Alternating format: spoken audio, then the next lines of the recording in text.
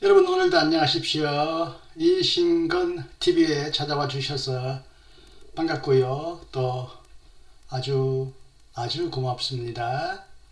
신학진단이라는 제목 아래 오늘은 구원에 관한 두 관점을 한번 고민해 보도록 하겠습니다. 세상에는 두 가지 관점이 많은 분야에서 첨예하게 나뉘고 서로 대립하고 있지만 기독교 안에서도 구원을 바라보는 관점에서 크게 두 갈래가 있습니다. 오늘 우리 시대의 여러 가지 시대의 기로, 분기점, 전환기에 우리의 구원관도 한번 되짚어서 전통적인 구원관을 그대로 고수하느냐, 다소 현대적인 새로운 구원관을 정립하여 미래를 위하여 새로운 교회, 새로운 신학을 개척해 나가느냐라는 고민을 여러분에게 던져봅니다. 모든 종교가 그렇듯이 기독교도 구원을 약속하고요. 구원을 성취하는 방법을 제시합니다. 예수님은 다양한 이름으로 불렸지만 예수 그리스도라고 하는데, 그리스도는 이제 기름 부음 받은 자다. 이 말은 메시아라는 뜻을 이미 지니고 있기 때문에 그 자체로서 이미 구원자라는 뜻을 가지고 있지만, 그리스도라는 이름에서 따온 그리스도를 따르고 믿는 사람인 그리스도인은 예수님을 주로 압도적으로 구원자, 구세주, 구주, 주님 이렇게 부르고요. 그렇게 믿고 의지하고 예배합니다. 예수님이 공적인 생애를 처음 시작할 때 가장 먼저 외쳤던 외침이 회개하라, 하나님의 나라가 가까이 다가왔다 라고 했는데, 이 외침도 결국 죄악과 고통과 곤경과 불행에 빠진 인간을 향한 구원의 외침이 아니었습니까? 그렇지만 구원을 이해하고 설명하고 전달하는 방식과 구조는 사람마다, 교파마다, 교회마다, 시대마다 달랐습니다. 그러나 제가 지금까지 거의 어릴 때부터 교회 다니기 시작했고, 이제 70 다 될 때까지 신학과 기독교를 공부했던 저로서는 크게 보면 구원을 이해하는 관점이 두 가지로 나뉜다고 이해해 보았습니다. 대체적으로 그렇다는 것이죠. 좀 크게 잡아서 구원을 바라보는 두 관점을 여러분에게 오늘 한번 깊이 고민해 보라는 뜻에서 소개해 드립니다. 가장 오래되고 가장 견고한, 지금까지 내려오는 오래된 전통적인 구원 관점은요, 완전한 창조에 이어 완전한 타락이 일어났고, 그리고 이제 완전한 회복을 통하여 구원이 이루어진다고 믿습니다. 이렇게 첫 번째 관점을 믿는 사람들은 대개 성서 보문을 문자적으로, 그러니까 문자 그대로 사실로, 역사적 사실로, 과학적 사실로 믿고 이것을 하나님이 계시하신 사건으로 믿습니다. 그래서 성경을 정확하고 오류가 없는 하나님의 말씀 혹은 하나님의 계시로 소박하게 믿습니다. 그리고 창조도 문자 그대로 창세기가 6일 동안 모든 세상을 하나님이 창조했다라는 기록에 근거하여 6일 동안 완료된, 완성된, 그리고 완벽한, 완전한 사건으로 이해합니다. 창조자 하나님은 이제 무로부터 만물을, 성경에는 구체적으로 무로부터 만물을 창조했다라는 기록이 아주 희박하게 나오지만, 창조자가 만약 무로부터 만물을 창조하지 않았다면 진정한 창조자일 수는 없겠죠. 있는 것으로부터 어떤 더 새로운 것을 만들었다면 이것은 예술가이기 때문에 신학적으로 창조는 무로부터의 창조이고요. 그럼에도 불구하고 성경은 압도적으로 자주 혼돈, 카오스, 무질서로부터의 질서를 강조합니다. 자고에 이렇게 첫 번째 관점을 믿는 사람들은 무로부터의 만물의 창조와 더불어 혼돈으로부터의 질서 창조도 믿으며, 무엇보다도 창조가 6일간 완성되고 완전하게 끝났다고 문자적으로 믿기 때문에 창조가 계속 지금도 점진적으로 되거나 하나님이 이 진화의 과정을 통하여 이 세계를 새롭게 창조해 나가신다는 이른바 유실론적 진화론을 강하게 배격합니다. 그리고 인간은 성서 문자대로 흙에서부터 만들어졌지만 또한 하나님의 숨, 호흡, 그것을 영어로 이해합니다. 성경에는 하나님의 바람, 숨이라고 번역되어 있지만 이것을 영어로 이해하여 물질적으로는 흙이고 영적으로는 하나님의 영을 받아들여서 인간이 창조되었기 때문에 다른 어떤 존재와는 구별되는 하나님의 형상, 하나님의 모습을 닮은 탁월한 존재로 지음받았다고 말합니다. 하나님의 형상대로 창조된 첫 번째 인간 아담과 하와는 타락하기 전에는 에덴 동산에서 의롭고 거룩하고 순결하고 모든 점에서 부족하거나 나무랄 것이 없는 완전한 인간이었다고 믿습니다. 만약 첫 번째 인간, 첫 인류의 조상이 범죄하지 않았다면 그 인간은 에덴 동산 낙원에서 죽지 않을 영원한 생명, 불멸의 생명을 누리고 완전한 행복을 누렸을 것이고 인간의 타락과 함께 일어난 자연의 저주와 불행도 혼돈도 일어나지 않았을 것이며 그래서 자연은 완벽한 조화, 인간과 만물의 조화 가운데서 인간도 영원히 함께 행복하게 살 수 있었을 것이라고 믿습니다.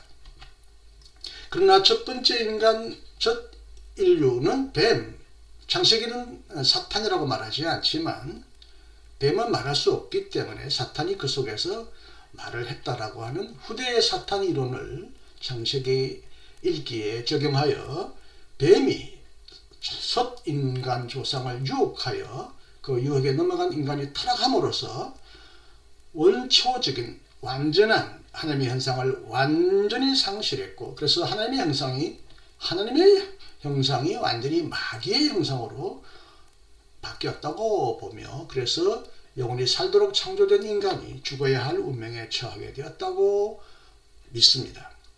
땅도 인간과 더불어 인간 때문에 저주를 받았기 때문에 땅은 엉겅퀴 가시를 내고 그래서 인간은 이 엉겅퀴와 가시를 내는 척박한 땅에서 땀 흘려 노동해야 겨우 목숨을 유지할 수 있고 여자는 원래 남자의 갈비뼈에서 만들었다라는 의미에서 동등한 존재로 지음받았다고 믿지만 여자가 먼저 아담의 뱀의 유혹을 받았기 때문에 남자를 섬기는 남자를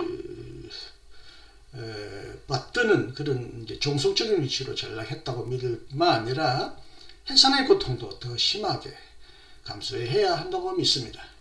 그리고 인간을 유혹한 뱀은 저주를 받아 원래는 배로 기어다니지 않고 다리가 지금 도룡농처럼 도마뱀처럼 4개 있었을 것이라고 믿거나 그렇게 상상하지만 타락으로 말미암아 인간을 유혹한 그 형벌로서 다리를 박탈당하여 배로 지금처럼 기어다닌다고 그렇게 믿고요. 또 우리가 지금 상식적으로 믿기 어렵지만 성경에 보면은 뱀도 이제는 평생 흙을 먹고 살아도록 저주를 받았다고 성경은 기록되어 있습니다. 네덜란드 개혁교회가 알미니우스의 부상에 따른 혼란을 극복하기 위하여 1618년부터 1619년까지 도르트, 원래 네덜란드의 말은 도르트 레지트인데요. 영어식 발음인 것 같아요. 도르트 총회를 열어서 여기서 5가지 조항을 천명했는데 그중 하나의 첫 번째 조항이 토탈 디프레그티, 전적 타락, 완전한 타락의 교리입니다. 저 위에 사진으로 보는 것이 도르트 회의의 장면입니다. 흔히 튤립이라고 해서 5가지 교리의 첫 번째 글자가 T로 시작되어서 토탈, U는 unconditional election, 무조건적인 선택, L, limited atonement, 제한된 속죄, 또 I, irresistible grace, 저항할 수 없는 은혜, 은총, 그 다음에 P, perseverance of change라고 합니다. 성도의 견인. 조금 이따가 몇 가지는 다시 여러분에게 소개해 드리겠습니다. 이로써 인간은 구원을 위한 어떤 자유와 능력도 없는 완전한 자유와 능력을 박탈당한 완전히 무능하고 비참한 존재로 전락했고요. 스스로 구원을 획득할 수 있는 모든 가능성을 완전히 잃어버리고 말았습니다. 완전한 하나님의 형상에 완전한 마귀의 형상으로 이끌어졌고 찌그러졌기 때문에 인간은 스스로의 능력으로 하나님을 향하여 찾아가거나 하나님을 향하여 구원을 외칠 능력도 자격도 권리도 없어졌다는 것입니다. 이런 교리는 다시금 크게 보면 또 두 가지 관점으로 갈라졌습니다. 오늘날 극단적이고 보수적인 개혁교회, 개혁교회라고 말하면 종교개혁 신자를 표현하는 말이고, 여기에는 종교개혁은 루터교회나 장로교회 전체를 포함하지만 오늘날 개혁교회란 말은 루터교회와 달리 장로교 전통에 서 있는 그런 교회를 일컫는 말입니다. 흔히 감덕교회라고도 불렸지만 전반적으로 개혁교라고 불립니다. 이 개혁교 신자들은 구원을 위한 인간의 모든 가능성과 기여를 부인합니다. 인간은 철저히 타락하고 완전히 부패했기 때문에 인간의 가능성으로부터 구원을 얻을 수 있는 가능성은 완전히 사라졌다는 것입니다.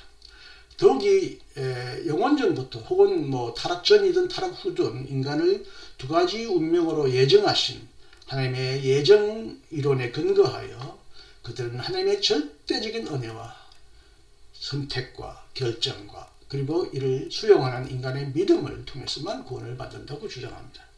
심지어 더 극단적인 개혁주의자들, 하이퍼 칼비니스트들의 믿음까지도 하나님의 은혜의 선물이기 때문에 이것도 구원을 위한 인간의 자격이나 공로가 될 수 없다. 믿음조차도 하나님의 은혜의 선물이라고 생각함으로써 모든 구원을 오로지 하나님의 단독적인 행동이다. 신단독설이라고 그러죠. 신단독설. 오직 하나님만이 하시는 일이라고 믿고 모든 구원과 영광, 구원에 대한 은혜를 하나님에게만 돌리는 것입니다. 솔리 데오 글로리아. 모든 영광을 하나님에게만 돌리는 것을 인간의 유일한 의무로 여깁니다. 그러나 이제 웨슬리와 웨슬리를 따르는 사람들, 여기서부터 감리교회가 파생했고요. 또 우리 성결교회도, 그리고 나사렛교회 등등 여러 성결교회 운동에 속한 격파들이 웨슬리의 전도운동으로부터 유래했는데, 웨슬리안들은 이중예정을 부인하고 영원한 이중예정을 부인하지만, 어떤 분은 이제 예정을 통하여 인간은 구원 여부가 결정된다고 믿지만 예지예정이다. 미리 믿지 않은 자를 하나님이 아셨기 때문에 예지하셨기 때문에 예정하셨다라고 하는 예정론을 믿는 사람이 있고요. 칼빈주의자들은 미리 아셨기 때문에 이중으로 예정하시는 게 아니라 예정하셨기 때문에 자신의 기뻐하시는 뜻에 따라 하나님이 인간을 두 부류의 운명에 처할 존재로 이미 예정하셨기 때문에 그 예정한 것에 따라서 모든 것이 이루어질 것이다. 여기서 예지는 의미가 없죠. 하나님이 결정하셨다면 그렇게 되기 때문에 미리 알 것도 없죠. 미리 아나만 하죠. 그러나 웨슬리안들은 이 영원전 이중 예정이 너무 잔인하다. 하나님을 잔인한 존재로 만든다라고 하여 예정론을 수용하되 이미 모든 태어날 인간이 그리스도를 받아들일지 안 받아들일지를 하나님은 미리 아시기 때문에 미리 아실 것을 미리 내다보시고 예정하셨다고 그렇게 주장하는 분도 있지만, 대체로 웨슬리안들은 예정에 대해서도 회의적일 수밖에 없습니다. 회의적입니다. 어쨌든 왜 그렇게 되면 결국 예정하셔서 그대로 일어날 것을 예지하셨던 구원은 전적으로 하나님의 결정에만 달려있기 때문에 인간의 자유는 완전히 박탈당한다는 것입니다. 그러나 웨슬리는 하나님의 선제적 은총 혹은 선행적 은총, 먼저 오는 은총 교리에 근거하여 인간은 완전 타락함에도 불구하고 하나님은 또한 인간에게 은총을 주입하셔서 인간에게는 구원을 선택하거나 거부할 수 있는 자유 의지를 회복해 주셨다. 하나님의 형상이 완전히 회복되지는 않았지만 선택의 자유, 부분적으로는 선택의 결정 자유를 회복해 주셨기 때문에 구원을 위한 인간의 참여, 인간의 책임이 존재한다고 주장해 왔습니다. 전적 타락으로 인하여 창조세계도 혼돈에 빠졌는데 이것을 극복하기 위하여 하나님은 이제 구원 활동을 펴기 시작했습니다. 그것은 궁극적으로 최종적으로 예수님의 완전한 속죄의 죽음을 통해 일어났다고 믿습니다. 그러나 극단적이고 보수적인 개혁교회 신자들은 앞에서 제가 소개해드렸지만 예수님의 속죄도 오직 구원을 받기 위해 미리 예정된 자들만을 위한 속죄라는 의미에서 제한된 속죄, Limited Atonement를 주장했고요. 그리고 구원을 위하여 예정된 자들을 위하여 하나님이 속죄 행위를 베푸셨고 속죄 은총을 주셨기 때문에 이 예정된 자들은 하나님의 은혜에 선택의 결정에 결코 절대로 저항할 수 없다. 1. Resistible Grace. Resist는 저항하다는 뜻이고요. 1은 그것을 부인하는 말이죠. 1. Resistible Grace. 그리고 하나님께서 이제 예정하시고 은총을 주셔서 구원하기로 결정하셨던 성도들은 세상 끝날까지 하나님에 의하여 끝날까지 보존된다. 유혹을 받거나 낙마하고 실망할 수는 있을지언정 불신앙으로 떨어지고 멸망으로 되돌아갈 수 없다. 성도의 보존, 성도의 믿는 자들의 신자의 견인을 주장해 왔습니다. 그러나 웨슬리와 웨슬리안은 하나님의 선제적, 선행적 은총에 따라서 구원을 위한 인간의 참여와 책임도 함께 인정합니다. 하나님은 모든 사람이 구원받기를 원하시지만 인간은 구원을 수용하거나 거부할 자유를 갖고 있기 때문에 최종적으로는 구원 여부는 인간의 책임과 결단, 행위에 달려 있다고 믿습니다. 그리고 칭의와 성화의 관계에서도 개혁교회 신자들과 웨슬리안들 사이에 적지 않은 차이가 있는데 개혁주의자들은 대체로 칭의, justification, 어렵다고 인정받는다, 어렵다고 칭한다라는 칭의와 그 다음에 성화, sanctification, 실제로 어렵게 된다라는 이것을 거의 동일시합니다. 저희 책 소개하고 있는 칭의와 성화는 김세훈 박사님이 쓰신 책인데 이 책을 봤더니 이분도 바울을 전공한 신학자라 바울의 신학에서도 바울은 칭의와 성화를 분리하지 않고 개념적으로는 구분하지만 하나님의 구원의 한 측면을 서로 다르게 설명하는 부분이다.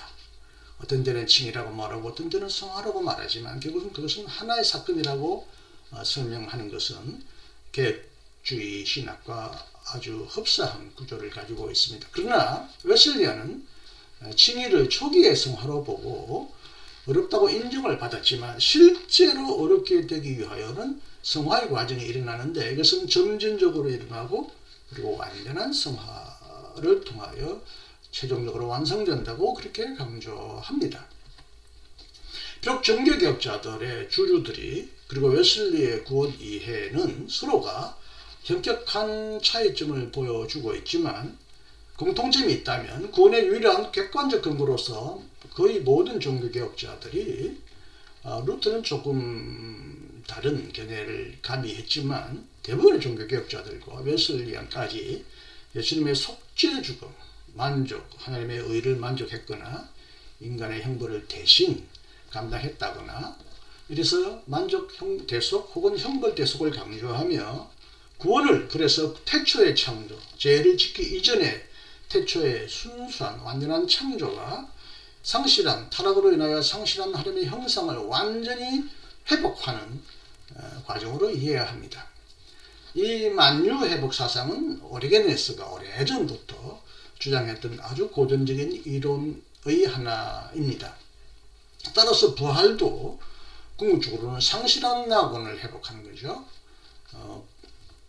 죄로 인하여 인간이 죽게 되었다면 십자가로 인하여 인간의 죄가 용서함 받고 그리고 부활을 통하여 인간은 불멸과 영원한 행복을 얻게 되는 이 사건은 과거에 잃어버렸던 낙원을 회복하는 것이고 태초의 구원의 상태로 되돌아가는 것입니다.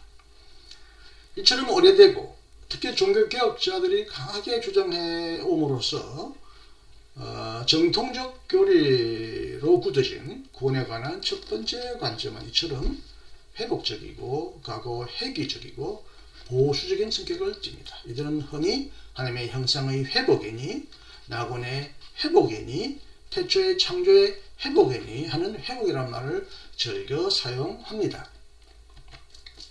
그러나 최근의 신학적 발전과 새로운 통찰에 근거한 두 번째 관점은 물론 최근에야 비로소 이런 관점이 도입된 건 아니지만 비교적 최근에 성서 비평과 현대신학의 발전을 통하여 이제는 많은 사람들이 점점 더 구원을 창조로부터 시작되었지만 그것은 처음부터 완성된 창조가 아니기 때문에 점진적으로 역사 속에서 완성해 가다가 종말론적으로 최종적으로 완성된다고 하는 이런 과정으로 구원을 과정적으로 점진적으로 이해하기 시작했습니다. 이들은 성수 본문을 첫 번째 관점을 믿는 사람들과는 달리 문자적 계시로 믿기보다는 성서 저자와 그가 속해 있던 공동체의 역사적 경험을 반영하는 신앙 고백으로 생각하며요 하고, 그래서 성서를 문자적으로 교리적으로만 이해하지 않고 상황적으로 문맥적으로 역사적으로 이해하려고 애쓰고, 성서 안에 분명한 인간의 오류와 서로 모순되는 견해가 있음에도 불구하고 그 속에 있는 구원의 참된 진리, 영원한 진리, 복음 중의 복음, 복음의 핵심을 붙들려고 추구하려고 노력합니다. 그리고 이들은 창조자 하나님이 무로부터 만물을 창조했다고도 믿지만 대체로 혼돈으로부터 질서를 창조한 것을 더 강조하고요. 첫 번째 견해와는 달리 이례적이고 완성된 창조를 수용하는 것이 아니라 물론 현대 물리학의 결과도 과학적인 결과도 겸허하게 수용하면서 계속적이고 점진적인 창조와 최종적인 종말론적인 창조를 믿기 때문에 점진적 계속적 창조는 오늘날 발견된 진화론과 흡사하다고 여겨 진화론과 비판적으로 대화하고 진화론을 비판적으로 수용합니다. 물론 무신론적 진화론이나 우연 발생이나 목적과 의미가 없는 그런 자연 발생적인 진화론이 아니라 하나님의 섭리에 근거한 진화론을 주장하는 신학자들이 오늘날 상당히 많이 등장하고 있습니다. 그리고 이들은 창조 자체를 이미 구원 사건으로 바라봅니다. 창조가 구원의 시작으로 봅니다. 완전한 구원의 완성이고 타락으로 완전히 망가진 창조가 아니라 창조 자체가 처음부터 구원을 향하여 시작된 하나의 시작으로 봅니다. 그리고 하나님의 형상으로 지음받은 인간이 비록 타락했다 하더라도 마귀의 형상으로 완전히 변질된 것, 즉 전적으로 타락한 것이 아니라 비록 타락 속에서도 하나님의 은혜가 끊임없이 그를 찾아오고 그를 향하여 문을 두드리기 때문에 하나님의 은혜에 의하여 인간은 늘 하나님을 향하도록 열려있거나 깨우침을 받는 존재로 봅니다. 창세기의 타락 기사도 첫 조상의 범죄를 통하여 후손에게 필론적으로 유전되는 전달되는 숙명적인 절대적인 비극적인 운명이 아니라 모든 인간이 항상 처해 있는 보편적 상황을 그린 기록으로 봅니다.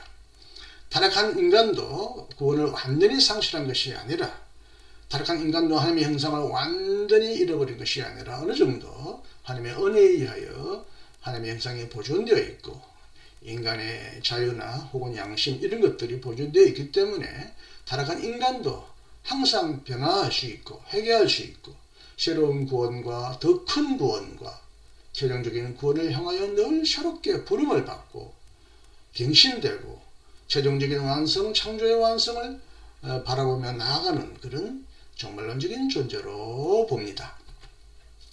구원에 관한 첫 번째 관점은 예수의 죽음을 당시 대속적 사건으로 보지 않고 대체적으로 대속적 죽음을 넘어서 마귀에 대한 승리로 보는 경향이 아주 강합니다.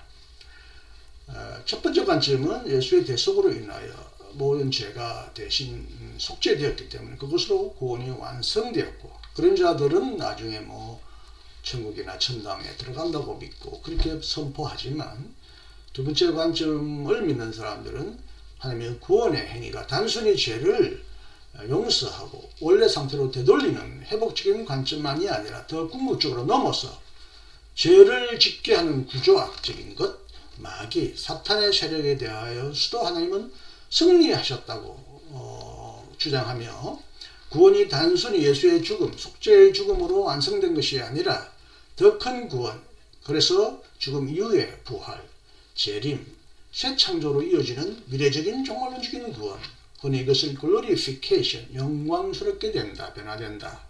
동방교에서는 이것을 신성화, deification, 신처럼 된다, 이렇게 표현했는데, 종말적인 구원을 향하여 첫 번째 창조가 계속 이어진다고 봅니다.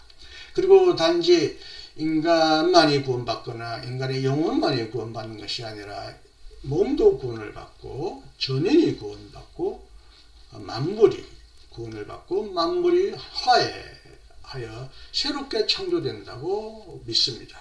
요한계시록에서 요한이 보았다고 기록된 새 하늘과 새 땅의 미래를 기대합니다. 첫 번째 관점은 어떻게 보면 옛 하늘과 옛 땅으로의 회복, 회귀라고 하면, 두 번째 관점은 새로운 땅, 새로운 하늘로의 변화입니다. 물론 옛 땅과 새 땅을 대체하는 것이 아니라 그것이 갱신이고 그것이 새로운 변화라고 해야 할 것입니다. 구원에 관한 첫 번째 관점은, 다시 되돌아보면요, 예수님을 알지 못하거나 믿지 않는 자들을 구원으로 인도해야 할 선교, 전도의 대상으로 보거나, 하나님이 영원전부터, 이중예정을 믿는 사람들은 하나님이 영원전부터 멸망하도록 예정하신 불쌍한, 어쩔 수 없는 불쌍한 존재로 봅니다. 구원을 이례적이고 순간적인 사건으로 본다고 말씀드렸고요. 그래서 예수 믿고 구원을 받았습니까? 혹은 예수 믿고 당신은 죽으면 천당 갈 자신이 있습니까? 예수 믿고 천당 가십시오. 예수 천당 불신지요. 이렇게 말하면서 불신자와 신자, 구원받은 자와 구원받지 못하는 자를 철저히 구분하려고 애씁니다. 따라서 선교는 완전히 회심과 교정을 요구하며 교회에 소속하여 정통교리와 정통교회에 충성할 것을 강조합니다. 정토교회가 아니고요, 정통교회죠. 영자를 빠뜨렸네요. 불신자, 타종교인에 대해서는 다분히 메타적이고 절대주의적이고 권위주의적이고 전투적이고 정복주의적인 태도를 취합니다. 저 위에 배를 하나 제가 사진을 어디서 복제해 왔는데요.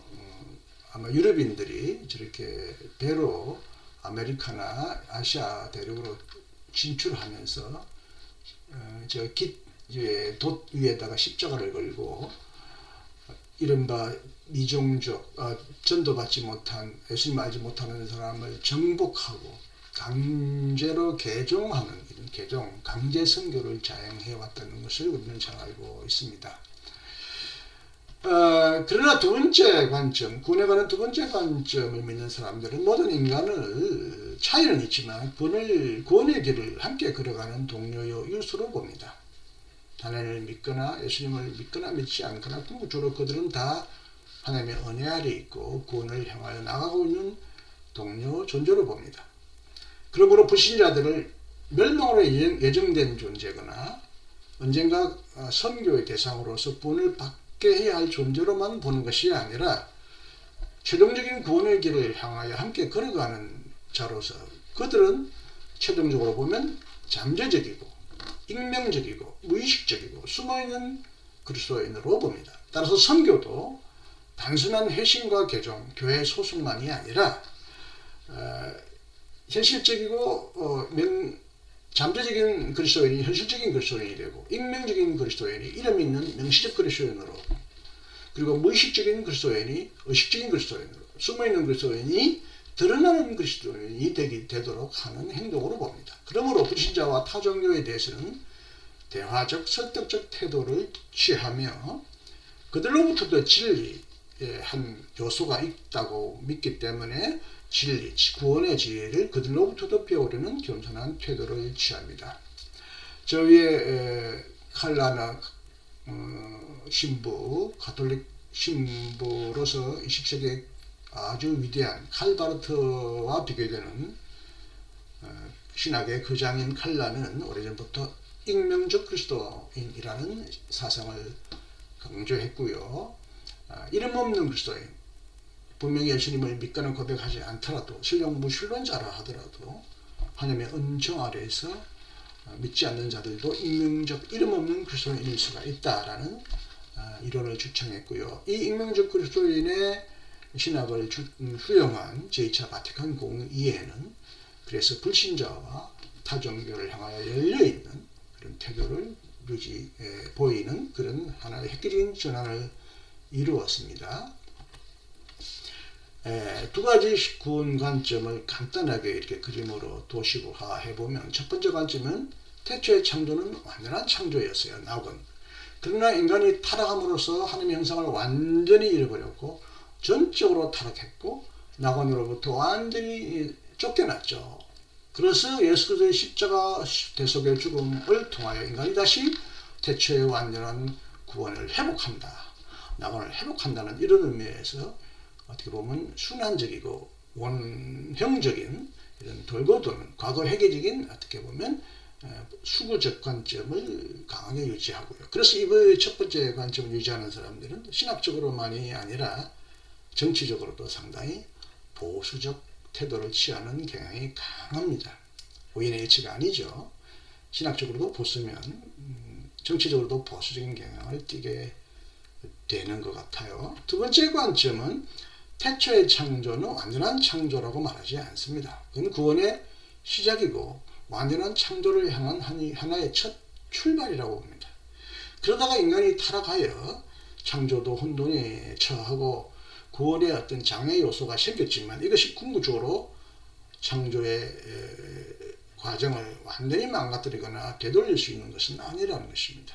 여전히 하나님은 인간의 타락에도 불구하고 그의 창조와 구원의 역사를 진행해 가시는데, 첫 번째 관점과는 달리 단순히 대속적인 하나님의 구원의 행동만을 강조하는 것이 아니라 그것을 포함하여 그것을 넘어서서 부활과 새 창조라는 더 큰 구원의 드라마를 강조합니다.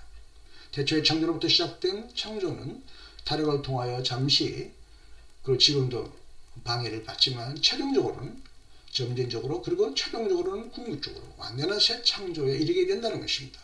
그래서 구원이 미래에 완성된다고 믿는다는 것이 두 번째 관점입니다. 기독교 역사가 2000년이고요. 한국에도 기독교가 들어온 지 이제 100년 넘어 200년을 향해 가고 있는데, 교회는 여러 가지 제도적으로, 윤리적으로, 여러 가지 문화적으로 아주 심각한 전환의 위기에 처해 있는데, 그 중에 하나가 신학의 전환입니다.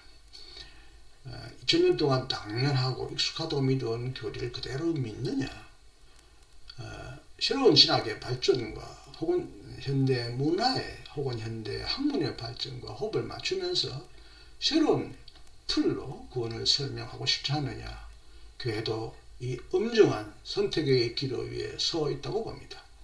A냐 B냐.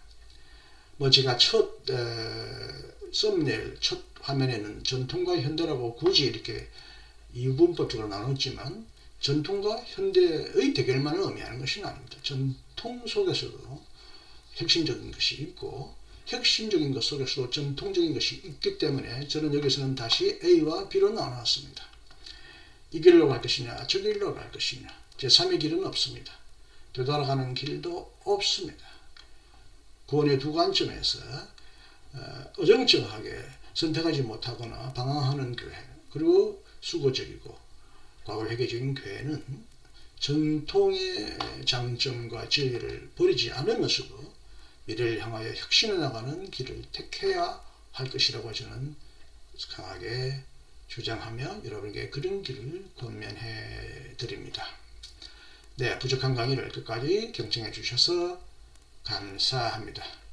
제 강의는 전반적으로 구원에 관한 관점을 크게 요약하여 설명한 것이기 때문에 많은 세부적이고 자세한 것은 생략했습니다.